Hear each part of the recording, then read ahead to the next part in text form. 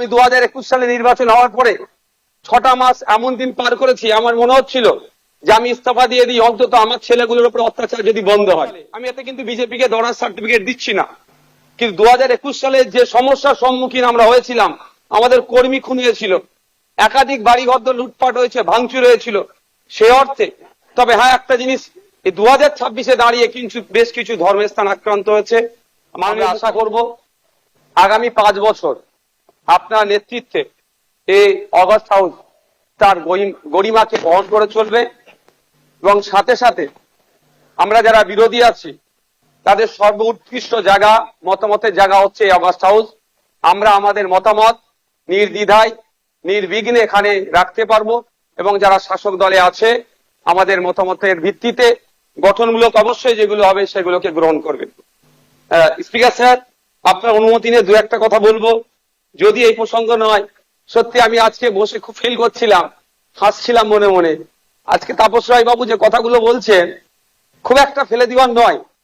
আমি আমি আমি আমি বলবো, আমি 2021 সালে নির্বাচন হওয়ার পরে 6টা মাস এমন দিন পার করেছি, আমার মনে হচ্ছিল যে আমি ইস্তফা দিয়ে দিই, অন্তত আমার ছেলেগুলোর উপর অত্যাচার যদি বন্ধ হয়।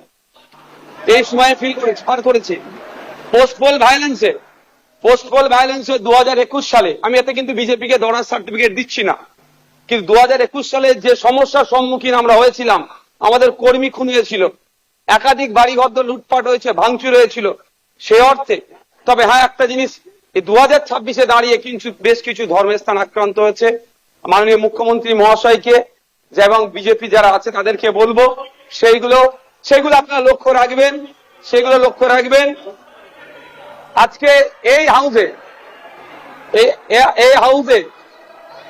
হাউসে যে কথা চালাচালি হচ্ছে, আমি বসে বসে ফিল করছিলাম সময় গিয়েছে আমাদের বক্তব্য, বিরোধীদের বক্তব্য শাসকের পছন্দ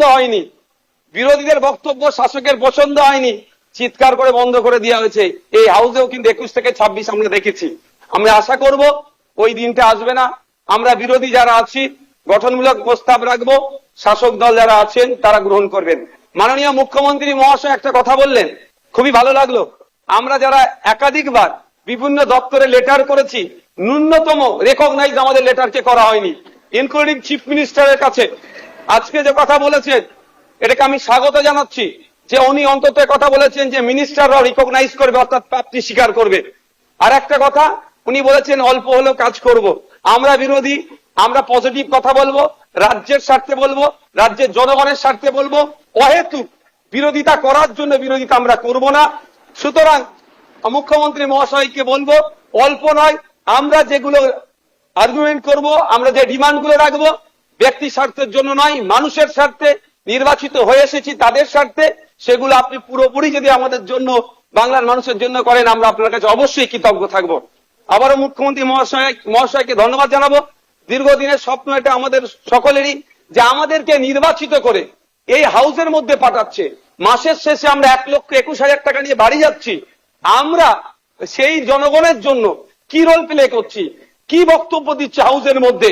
না, হাউসের মধ্যে এসে শুধু সময় কাটিয়ে চলে যাচ্ছি।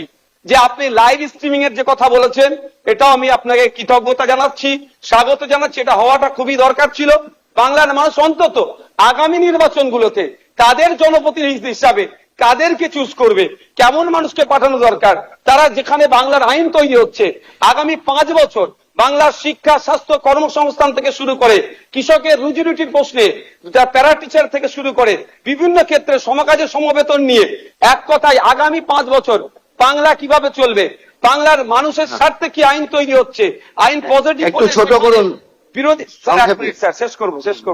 বিরোধী হলেও স্যার একটা দিন সুযোগ পাচ্ছি বলার, এর মধ্যে টাইম মেনটেন করে দেবেন। তো স্যার সেই জায়গাগুলো লাইভ যেটা আছে সেটা আমি স্বাগত জানাচ্ছি। আমি আবারও আপনাকে ধন্যবাদ জানিয়ে বলবো, বহুদলীয় যে গণতন্ত্র আছে সেটার পূর্ণ মর্যাদা দিয়ে আমাদের মতো ছোট্ট যারা বিরোধী আছি তাদেরকে পরিসর দেবেন। ধন্যবাদ স্যার।